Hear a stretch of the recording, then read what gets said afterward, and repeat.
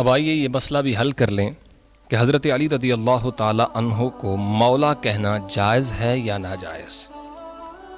تو اگر تو حضرت علی رضی اللہ تعالی عنہ کو مولا کہنا اس وجہ سے ناجائز ہے کہ مولا اللہ کا نام ہے، تو پھر حضرت علی کو علی کہنا بھی جائز نہیں، کیونکہ علی بھی اللہ کا نام ہے۔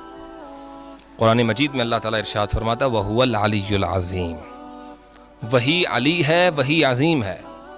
علی بھی اللہ کا نام ہے اور عظیم بھی اللہ کا نام ہے۔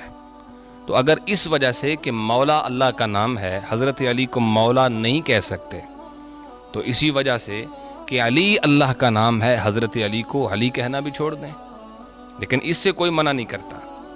اور دوسری وجہ، قرآن حکیم کے اندر اللہ تعالیٰ ارشاد فرماتا ہے فَإِنَّ اللَّهَ هُوَ مَوْلَاهُ وَجِبْرِيلُ وَصَالِحُ الْمُؤْمِنِينَ۔ اللہ رب العزت نے سورہ تحریم کے اندر اپنے لیے بھی مولا کا لفظ استعمال فرمایا ہے، حضرت جبریل امین علیہ السلام کے لیے بھی مولا کا لفظ استعمال فرمایا ہے، اور صالح اہل ایمان کے لیے بھی مولا کا لفظ استعمال فرمایا ہے۔ اب قرآن کی روشنی میں غیر اللہ پر لفظ مولا کا استعمال جائز ٹھہرا، کیونکہ نہ تو حضرت جبریل علیہ السلام یہ اللہ ہیں معاذ اللہ، اور نہ ہی صالح ایمان والے یہ خدا ہیں، یہ بھی مخلوق ہیں، حضرت جبریل بھی مخلوق ہیں۔ تو غیر اللہ کے لیے لفظ مولا کا استعمال خود قرآن مجید نے کیا ہے۔ اور رہی بات حضرت مولا علی رضی اللہ تعالیٰ عنہ کی، تو صالح اہل ایمان میں حضرت علی رضی اللہ تعالیٰ عنہ بھی شامل ہیں، لہٰذا آپ کو مولا کہنا قرآن مجید کی اس آیت پر عمل ہوا۔ اور اس کا تیسرا جواب سنیے کہ جو مولانا صاحب اس پر فتویٰ شرک کا لگائیں، اور اس وجہ سے کہ مولا چونکہ اللہ کا نام ہے، حضرت علی رضی اللہ تعالیٰ عنہ کو یا نبی کریم صلی اللہ علیہ وسلم کو یا کسی اور کو مولا کہہ دیا تو یہ شرک ہو جائے گا۔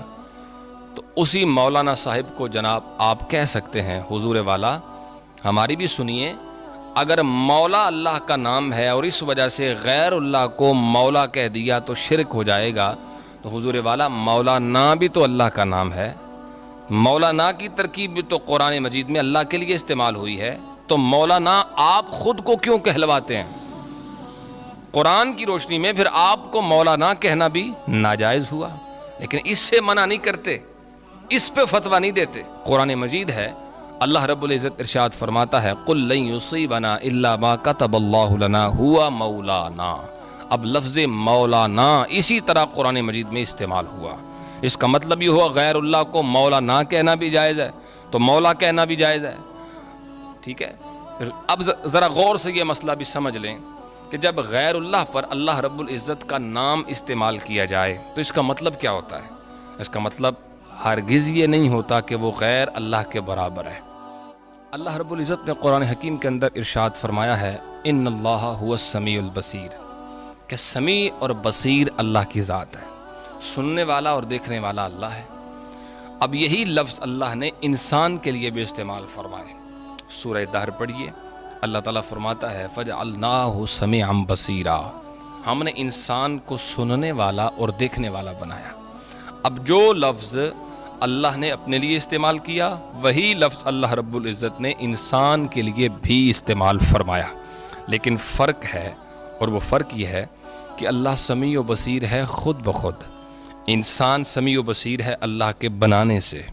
اللہ سمیع و بصیر ہے خود اپنی ذات میں مستقل ہے، وہ بغیر کسی کی محتاجی کے، بغیر کسی کی مدد کے سن سکتا ہے، دیکھ سکتا ہے، لیکن انسان سننے والا ہے، دیکھنے والا ہے، اسے اللہ کی مدد کی ضرورت بھی ہے، اسے اپنے دیکھنے اور سننے میں اللہ کے اذن، اللہ کے آرڈر کی محتاجی بھی ہے۔ اور تیسرا فرق، اللہ کی صفت سمع، صفت بصر، وہ حادث نہیں ہے، وہ قدیم ہے، ہمیشہ سے ہے اور ہمیشہ رہے گی، جبکہ انسان کی صفت سمع اور صفت بصر یہ حادث ہے، قدیم نہیں ہے۔ مطلب یہ کہ اسے ایک زمانے میں بنایا گیا، پھر ایک زمانہ آئے گا کہ یہ موجود نہیں رہے گی، یہ فرق ہے۔ اس فرق کے ساتھ مخلوق پر اللہ رب العزت کے نام استعمال کرنا جائز ہوتا ہے اور قرآن مجید سے یہ ثابت ہے۔ اسی طرح حدیث مبارکہ بھی ہے حضرت علی کے بارے میں کہ حضور نبی پاک صلی اللہ علیہ وسلم نے خود یہ اعلان فرمایا تھا، من کنت مولاہ فہذا علی مولا، جس کا میں مولا ہوں اس کے لیے علی المرتضیٰ رضی اللہ تعالی عنہ بھی مولا۔